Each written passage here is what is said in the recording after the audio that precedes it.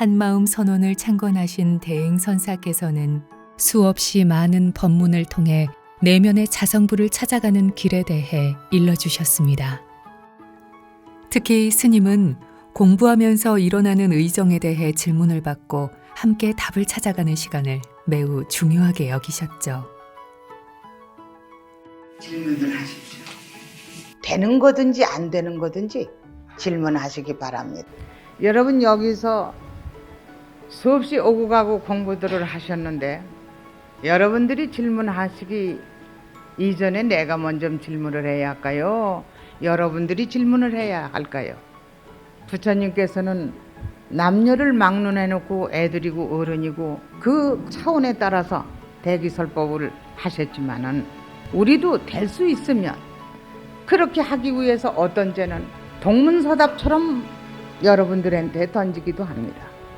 서슴없이 질문하고 서심없이 대답을 받고 서로가 질문하고 토론하고 할 때 우리는 마음으로서의 그 내에서 말을 했는데 말을 하고 내가 뜻으로서의 받아들였고 그랬으면은 하나도 먹은 사이도 없고 준 사이도 없습니다. 국내외를 오가며 이어지던 법회 일정에 스님의 건강을 염려하는 마음들도 많았지만 한 사람의 질문이라도 더 받으시려는 뜻은 꺾을 수 없었습니다. 더 질문하실 분이 있으십니까? 오늘 질문 이걸로 마치겠습니다. 왜요? 더 하세요. 됐습니다. 더 하세요. 저희 욕심 같아서는 그 의심 나는 거 이 날이 다 가도록 여쭤보고 싶습니다만은 오늘 이것으로서 마치고 좀 쉬시도록 했으면 좋겠습니다. 글쎄 이거 보세요. 이게 망설임은 아니 되는 거예요. 뭘 귀를 맞춰서 이렇게 공부의 열기가 가득했던 법석은 현대 불교 신문이 30년 전 창간 후부터 스님의 법문을 실어온 지면의 제목으로도 표현이 됩니다. 길을 묻는 이에게. 진리를 구하는 이들의 환희심과 등불이 되어주신 스님의 자비심이 그대로 느껴지며 지금까지도 이어지고 있습니다. 큰 스님께 질문드리겠습니다. 문화아닌 문을 찾되 문화아닌 문은 어디에 있는 것이고 또 어떻게 찾는 것이며 제가 회사를 그만두게 되고 전혀 생각지도 않게 제가 계획했던 일들이 다 틀어지게 되었습니다. 뭐 돌아봐도 길이 안 보여요. 그러니까 불안해져요. 그러다 보니까 그냥 바깥만 보고 있었어요. 그래서 내가 착각으로 갔구나. 내 마음을 봐야 되겠다 하는 그 생각이 떠올랐습니다. 대행보문화에는 생불 보살이 모두가 꿈이고 까마귀 소리 없이 날아 아이는 티 없이 빵꾸 웃네. 눈부셔라 눈부셔라 푸르구나. 동방이 따로 있다고 생각하나? 그렇지는 않습니다. 그럼 귀신방구씨는 어디로부터 왔다고 생각하나? 돌장에서.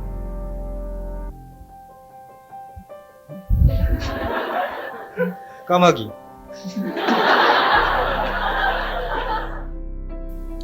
요즘은 쌀 개방 문제로 나라 전체가 시끌벅적합니다. 큰 스님께서는 어떻게 한마음을 내고 계신지 그것이 궁금합니다. 걸림없는 좋은 부부 인연을 만나기 위해서는 어떤 마음을 내야 하는지.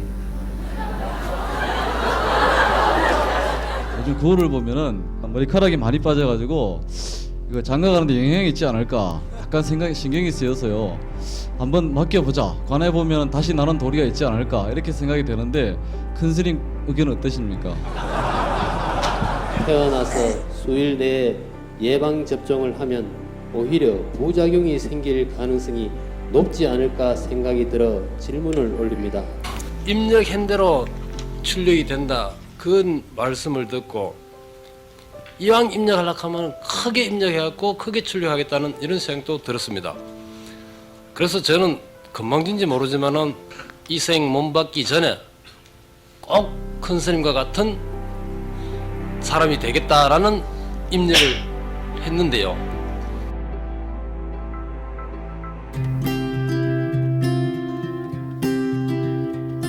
천차만별로 이어지는 다양한 질문들에는 우리의 생활 전체가 고스란히 묻어 있습니다. 누구에게나 삶의 경계는 전혀 생각지 못했던 모습으로 다가오곤 하는데 최혜영 씨는 이 공부를 만나 비로소 마음의 방황을 끝낼 수 있었습니다. 입력과 출력에 대해서 물어보려고 하는데요. 오직 그 가고자 하는 그 길로만 갈 뿐이지 거기다가 조건을 달지 마라. 그 불났을 때 오직 나갈 구멍만 보고 가는 거지 다른 거는 뭐 이리 생각할 것도 없잖아, 그지?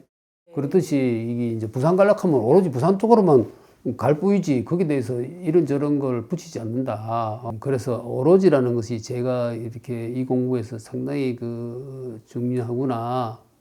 여기 이제 제가 질문했을 때 큰 스님부터 들어서 제대로 마음속에 이렇게 꼽히는 그런 느낌을 가지고 가고 있죠. 가장 세속적이면서 많은 사람들이 고민하고 있는 문제 중에 하나가 돈 문제인데요. 그 돈이 결국은 우리 삶에 있어서 떠날 수도 없고 그렇다고 무시할 수도 없고 그래서 불교를 믿는 네가 돈에 대해서 욕심을 내면은 거기 믿는 거가 이런 어떤 내면의 이야기도 들리기도 하고 이 서원과 이 욕심이나 이 탐심 불교하고의 관계를 좀 여쭙고 싶습니다. 그때 제가 이제 그 다단계 있잖아요.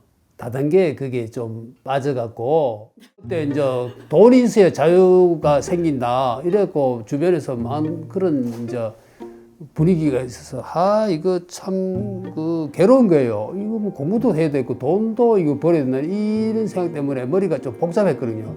큰 스님 답변은 그때 하여튼 뭐 바가지가 필요하다 하면 바가지가 뚝딱 나오고 저거는 뭔가 평상시에 내 생각하고는 이게 왠가 영단 말씀이기 때문에 뭔가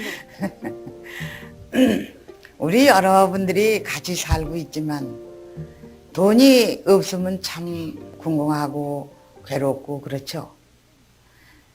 그런데 묘한 법이 있습니다. 돈을 꼭 쓸 때는 돈이 나오게끔 만드는 방법이 있죠.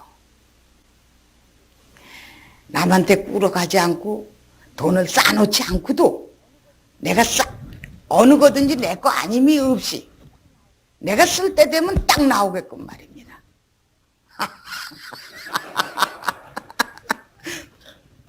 그런 방법을 몰라서야 어찌 부처님의 길을 따른다고 하겠습니까? 예를 들어서 내가 이거 바가지가 없어서 물 풀을 게 없는데요. 이거 없는데 이러면은 벌써 주인은 알고 그 바가지가 있어야 내 심부름 하겠구나 이러고 바가지를 덜컥 갖다 주는 거예요. 일단 그건 포기했어요. 왜냐하면은 큰 스님 공부를 하면은 이 우주 만물을 자유자유하게 여행할 수 있는데 그 뭐 돈을 수억을 벌어도 이게 뭐 우주 여행을 뭐 달나라까지 갈 건가 화성까지 갈 건 그건 몰라도 온 세상 우주를 자유스럽게 여행할 수는 없다. 그게 그 당시 제 결론이었거든요. 그래서 이 공부다. 진짜 여행을 제대로 하려고 하면은 이 공부를 해서 우주의 주인이 되는 것이다. 그래서 의연하고 당당하게 나왔죠. 아이고 그랬습니다. 그 당시에. 추석을 앞두고 모든 국민이 한번 생각해봐야 할 문제가 있습니다. 가뜩이나 좁은 국토에 산 사람보다 이 때문에 몇 년 전부터 전국적으로 매장 대신 화장을 택하는 사람들이 늘고 있습니다. 현대로 접어들면서 장례 문화와 의식 또한 빠르게 변했습니다. 스님은 일찍이 불법의 가르침에 맞도록 현실적인 길을 열어주셨고 이에 대한 질문도 많았습니다. 보통 우리가 매장하는 방법을 보면 대략 3가지 정도가 되고 있습니다. 하나는 화장을 해서 한마음 영탑에 모시는 경우가 되겠고요. 또 하나는 화장을 하기는 하되 그냥 일반 사설 납골당에 모시는 경우가 있고요. 세 번째는 종전의 풍습대로 화장을 안 하고 산소에 모시는 경우가 이렇게 있는데요. 그 차이점과 화장하는 뜻을 어떤지. 제가 이제 오랫동안 지속되어 온 그 관습 중에 하나가 제사 지내는 거하고 산소 쓰는 문제 이렇게 2가지를 보면서 항상 이건 조금 간편하게 좀 바뀌었으면 하는 마음을 갖고 있었죠. 그 흩어져 있는 산소를 이렇게 모아서 아버님이 가족 공동묘지식으로 넓게 해서 이렇게 해놓으셨었어요. 산소에 갈 때마다 이제 속으로 조상님들 꼭 글리 제가 모실 수 있게끔 조상님들도 같이 이렇게 한 마음으로 좀 대달라고 그렇게 이제 관도하면서 다녔어요. 그래서 이제 이 질문을 올리고 난 뒤에 얼마 있다가 이제 아버지가 이제 돌아가실 쯤 됐는데 영탑으로 모시고 싶은데 전림 모시게 되면 이제 기회가 없지 않을까 이런 생각이 들었어요. 근데 아주 우연히 군청에서 쪽지가 딱 날라왔어요. 그 산소에 쓰지 말라고 거기 뭐가 들어서서 보상이 나가야 되니까 산소를 써서 안 된다고. 그래서 탑으로 모시게 됐어요. 제가. 얼마나 고마운 일인지. 그러니까 이게 깨우치신 분 한 분의 한 생각이 진짜 엄청나신 거지. 그때는 사실 우느라고 정신이 없었어요. 사실 그 질문 드리려고 앉아있는 상황에서는 계속 눈물만 쏟아지더라고요. 그때 언뜻 그 예전에 영산회상에서 이렇게 질문하는 그런 느낌이 들면서 그렇게 눈물을 흘리는데도 너무 좋은 거예요. 막.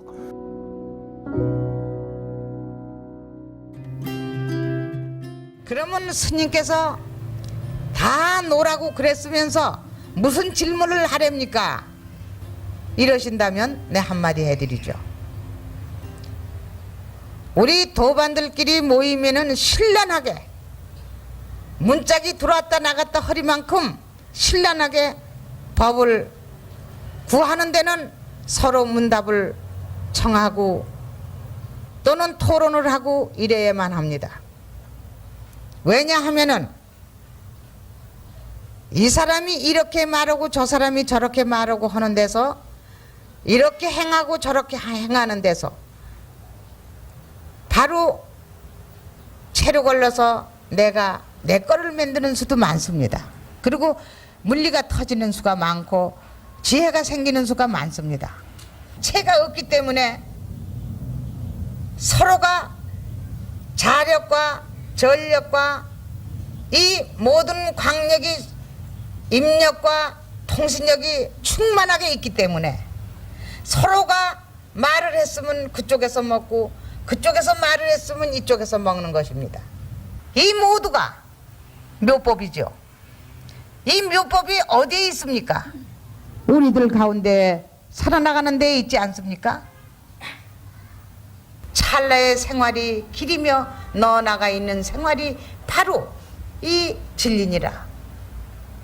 그러면서도 너나가 한 사이 없고 뜬구름과 같고 뜬구름과 같은 그 속에는 한 사이가 없이 진짜 너가 있고 내가 있으면서도 너가 없고 내가 없듯이 금방 말했으면서도 금방 먹어버려서 없어치우고 물질은 변질돼 가고 그러나 뿌리는 영원하듯이 우리는 그 보이지 않는 뿌리의 영원함을 발견하고 자유스럽게 살라는 스님의 가르침을 따라 병원을 찾는 환자들을 위해 늘 지극하게 마음을 내며 치료하는 의사 선생님이 있습니다. 저는 의사지만은 좀 의사의 한계를 많이 느껴요. 물질의학의 한계.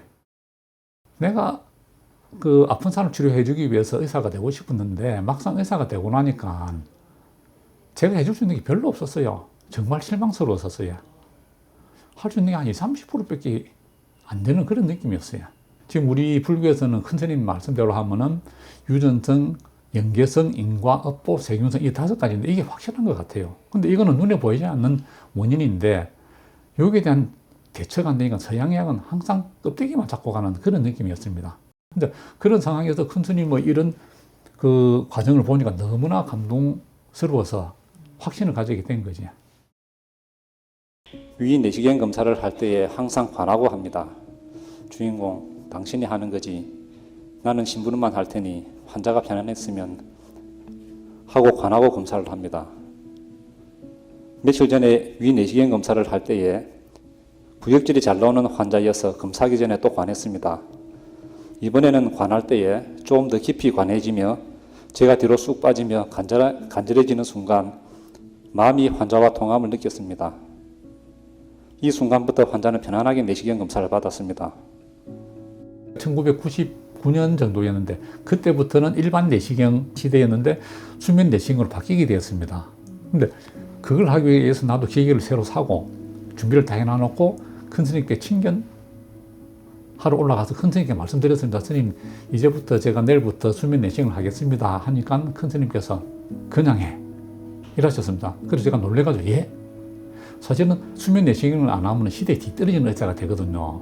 근데 큰 스님께서 그냥 해 하시길래 예? 하니까 의사가 환자 아픈 거 모르면 안 돼 하시면서 대신에 내가 환자의 하나가 되어주면 돼 하시면서 0 더하기 0은 0이잖아. 그렇게 하는데 그렇게 한번 해봐. 깨닫지는 못해도 지혜가 없어도 하나가 될 수 있어 하시면서 그렇게 해보고 다시 와. 그래가지고 그 다음부터 이제 환자 오면은 수면 내시경은 안 하고 우리는 일반 내시경을 하는데 한 해보실랍니까 해가지고 한다 하면 하게 됐는데 큰 스님 말씀대로 간절하게 안으로 관하면서 주인공이 하는 거지 내가 하는 거 아니냐. 나는 심부름만 할게.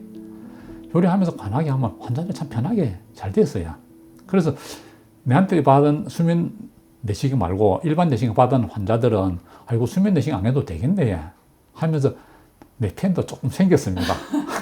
그래가지고 그래서 또 제가 많이 배웠습니다. 아, 마음을 관하면서 하면은 안으로 통하게 되는구나. 우리가 알고 있는 지식이나 이론만 갖고 이 환자를 자꾸 어떤 약을 쓸까 막 이리 하면은 내가 불안해지고 마음이 흔들려가지고 중심이 없어질 때가 많아요. 그래서 이제 의사라는 의료 행위가 저한테는 수행의 과정인데 그런 환자들을 만날 때 마음을 모으면서 간절해지면은 그 마음의 입자가 나가는 그런 느낌이 올 때가 있거든요. 그럼 환자 잘 낫기 때문에 뭐 그런 식으로 일단은 수행을 하고 있습니다.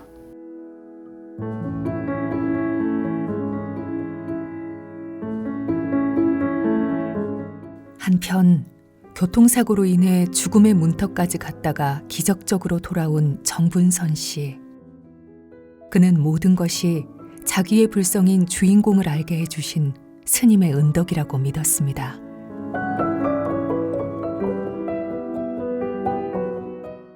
지난번 밤 저는 교통사고를 나서 온몸이 만신창이가 되고 산산조각으로 다 부서졌습니다. 어깨뼈, 갈비뼈 14개, 장파열과 콩팥파열, 또 골반뼈 구석구석 다 어스러진 상태에서 병원을 찾았으나 병원에서는 가망이 없다며 다른 병을 가기를 원했습니다. 저는 의식이 돌아올 때마다 큰 스님을 얼마나 찾으며 주인공을 얼마나 찾았는지 몰랐습니다. 우리 처사 말은 하얀 천을 갖고 응급실에서 그냥 덮어놨더래요. 의료진도 손을 못 대고 완전 덮여놨대. 그러다 한 4일 만에 의식이 돌아왔는데 저를 다 이렇게 들여다보고 눈이 조금 띄더라고. 근데 거기 뭐가 생각이 나나 하면 주인공 있잖아 하고 밖에 소리가 들리는 거예요. 의식이 없는. 그래서 제가 거기서 속으로 그래 큰 스님께서 결국 이렇게 나를 이 자리에 오게 했구나 하면서. 죽음 앞에서도 스님의 가르침이 청천벽력처럼 의식을 깨워서 돌아온 그에게 여러 차례의 수술과 치료 과정은 매우 놀라운 기적의 연속이었죠. 그 모든 것이 오직 불성의 자리, 한마음의 작용이었음을 알기에 그는 매일 뜨거운 눈물로 회양하며 스스로에게 묻습니다. 이 자리가 무엇인가? 내 내면에 나를 관장하고 있는 그대가 누군가 하면서.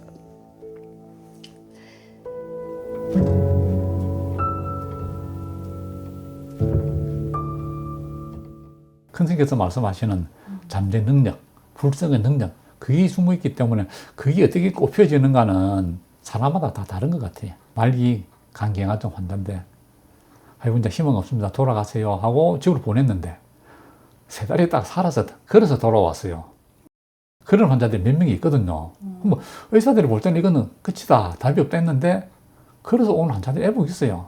그럼 뭘 먹었냐 물어보니까 제철국을 먹었다, 뭘 먹었다 하는 환자들이 있는데 드러나는 현실을 우리가 받아들여야죠. 그러니까 내가 알고 있는 게 다가 아니다. 나는 50%도 채 모른다.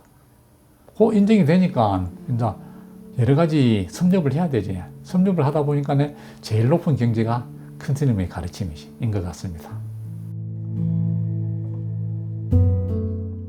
그는 스님의 가르침을 그대로 따르며 오늘도 병원을 찾는 인연들을 통해 삶의 지혜를 밝혀가고 있습니다.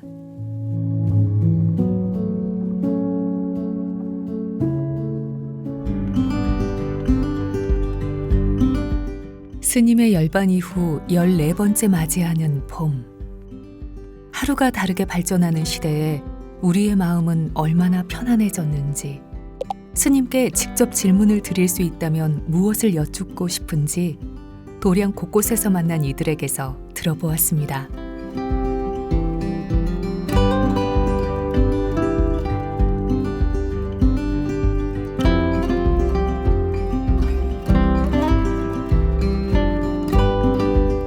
하필 왜 많은 종교 중에 불교를 골랐는지가 궁금했어요. 진짜 뿌린 대로 거둘까 궁금해요. 주인공이 정확히 뭔지 물어보고 싶어요.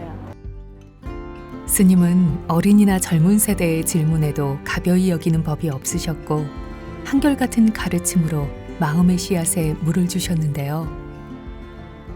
사회 과목의 시험을 보고 있었는데 한 문제가 생각이 나지 않았습니다.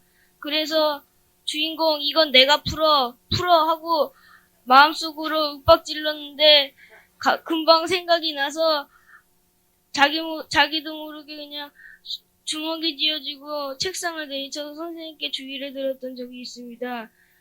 어머니께서 큰 스님께 공부 좀 잘하게 해달라고 말하라고 하셨는데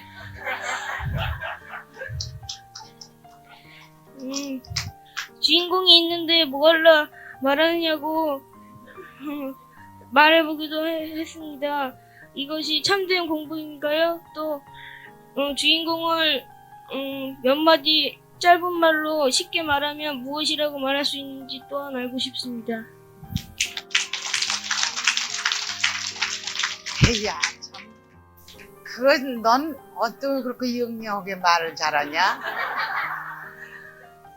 아이, 그런데 너를 끌고 다니는 너의 뿌리를 믿으라는 거다. 응?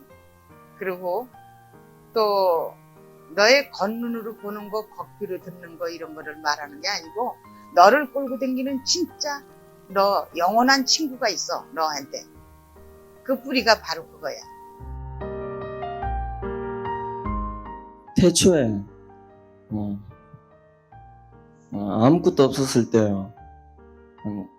미생물도 없고 아무것도 없었을 때 이렇게 아무것도 없는 그런 상태로 그대로 있었으면 좋았을 건데 왜 사람으로까지 이렇게 진화를 해서 이렇게 병도 들어야 되고 학교 가서 공부도 해야 되고 이렇게 힘들게 살아야 되는지. 19살 앳된 소녀는 이제 두 아이의 아버지가 되어 대구지원 어린이 놀이방에서 만나게 됐습니다. 그때 제가 이제 좀 몸이 결핵구로 좀 아프고 했었을 때거든요. 이제 주변에서 큰 스님한테 한번 질문도 하고 아픈 거나 이런 거에 대해서 한번 하면 도움이 될 것 같다. 그렇게 하시던데 이제 잘 이해가 안 가고 지나고 나서도 계속 이해가 잘 안 갔어.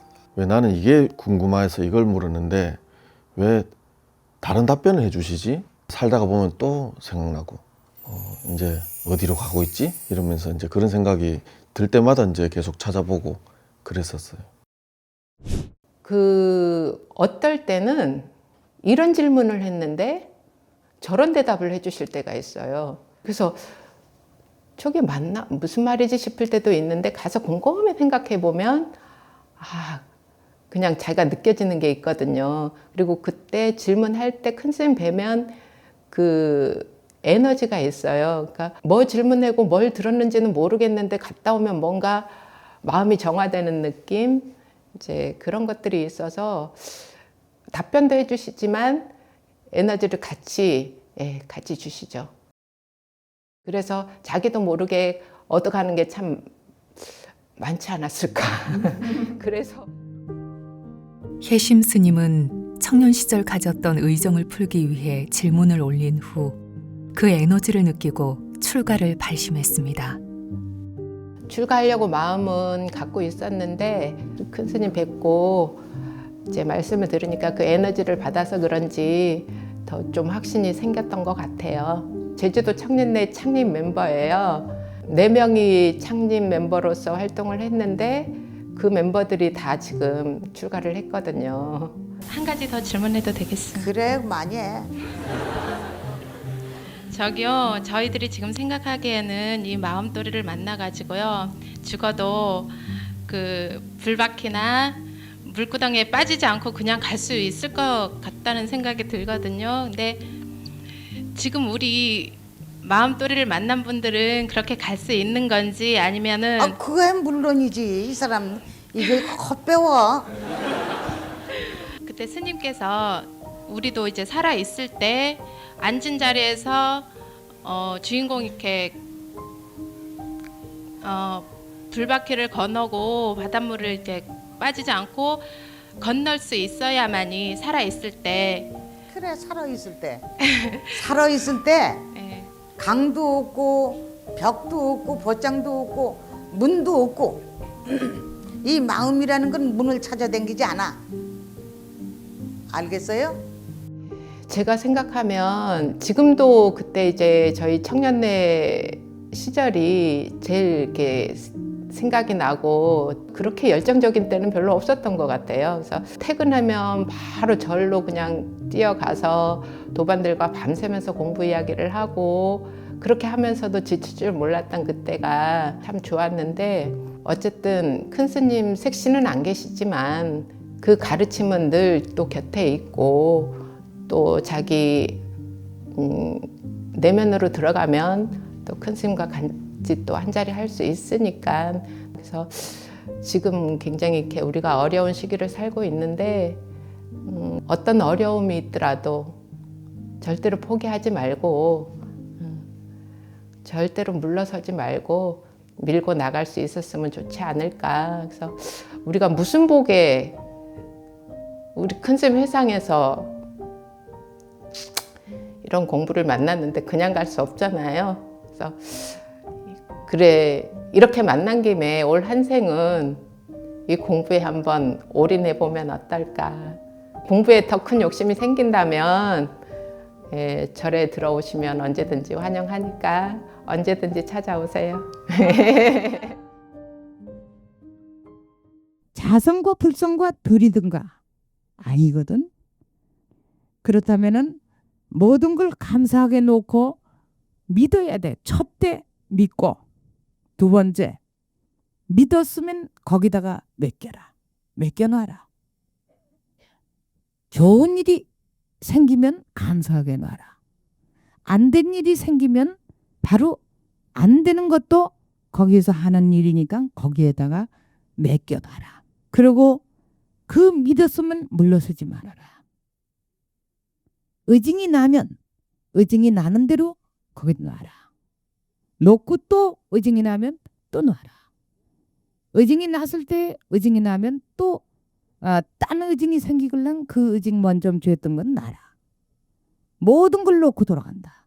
모든 걸 놓고 돌아갈 때 보림이 돼서 완전히 내가 탄생이 됐을 때는 그때는 놓고 또 쥐고 그런 게 없어. 개연만 하고 돌아가면서 또 보림을 하는 거야. 주인공이라는 반야줄을 이렇게 항상 놓치지 않고 수행해 나가는 게 가장 중요하다고 생각이 듭니다. 근데 이렇게 생활해 나가면서 어떻게 하는 것이 순간순간 놓치지 않고 공부 잘 해 나가는 것인지에 대해서 가르침 부탁합니다.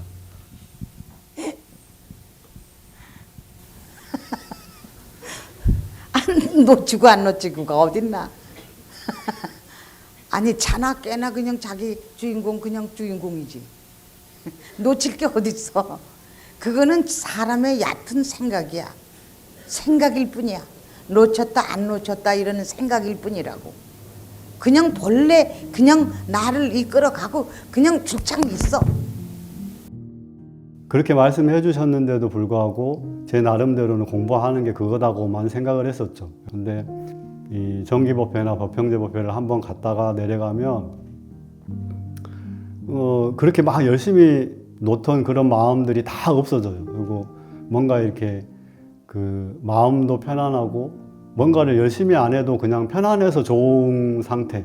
되게 막 그랬던 것 같아요. 우리는 안다고 생각하고 이렇게 해야 된다고 생각하고 저렇게 해야 된다고 생각을 하지만 실제로는 그냥 그럴 거라고 눈 감고 사는 거나 똑같거든요. 근데 그렇게 의정이 생기고 하는 것들도 그 근본을 믿는 마음으로만 다 이렇게 의지해서 맡겨 놓을 수 있으면 한 발 뛰는 거는 주인공이 뛸 거니까요.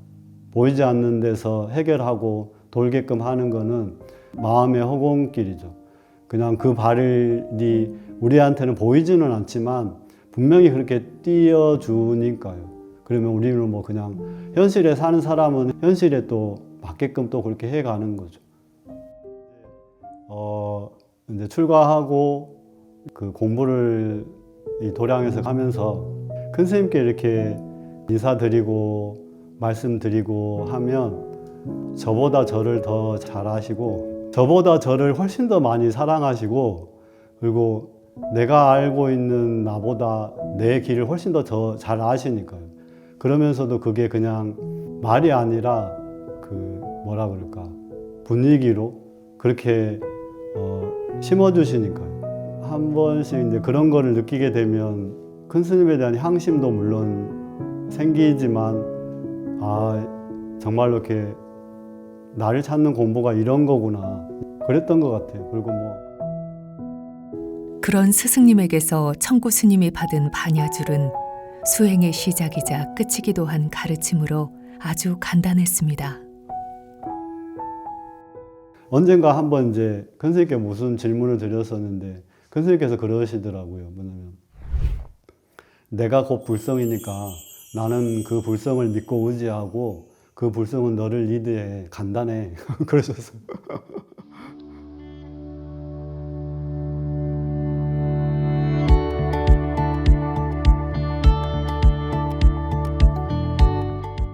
진리가 그토록 단순하다 해도 우리는 시대에 따라 다른 모습으로 보이는 번뇌들 속에서 여전히 길을 묻습니다.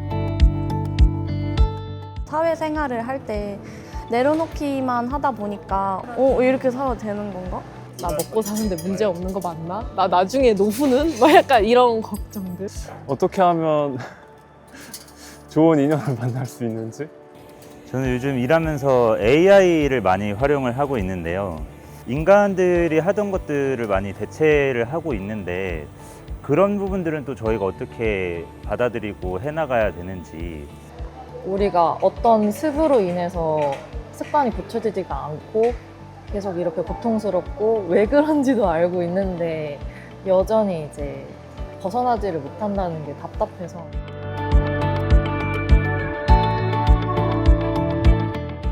수십 년 전 삶의 바다에서 길을 물었던 그 수많은 질문들과 온갖 가지 말씀으로 진리의 등대가 되어주셨던 스님의 법문은 우리들에게 영원한 수행의 나침반으로 남았습니다. 그 가르침이 미래에도 살아있는 진리로 이어지길 바라며 그 길 또한 스님께 여쭈었습니다.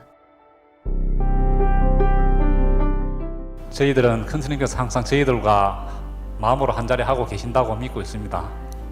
문을 열게 되면 항상 같이 하고 있죠. 보이지 않게 마음을 통해서 이끌어 주시고 가르쳐 주신다고도 믿고 있거든요. 근데 아직 저희들은 중생인지라 보이는 모습의 스승님이 꼭 필요합니다. 소중하고. 그래서 저희들과 좀 더 오래 같이 한자리 해주시면 고맙겠습니다.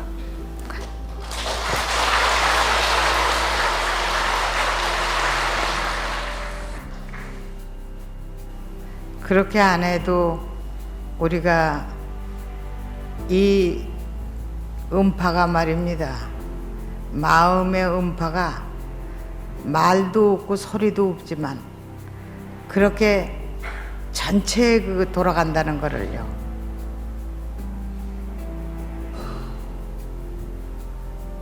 집이가 그렇게 생각한다면 나하고 거치에 있다 이런다면은 나도 또한 일체 모든 부처님들과 같이 있다면 같이 될 거 아닙니까?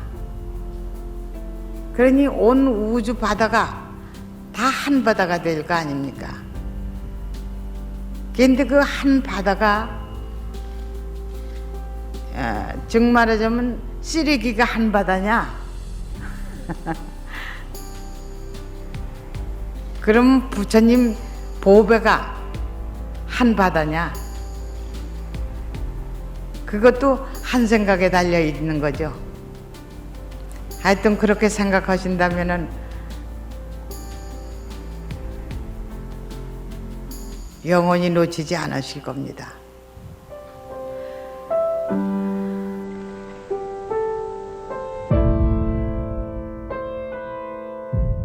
스님의 자비로운 음파와 한마음이 되어 부처님의 보배 가득한 한바다를 영원토록 놓치지 않고 이루어 가겠습니다.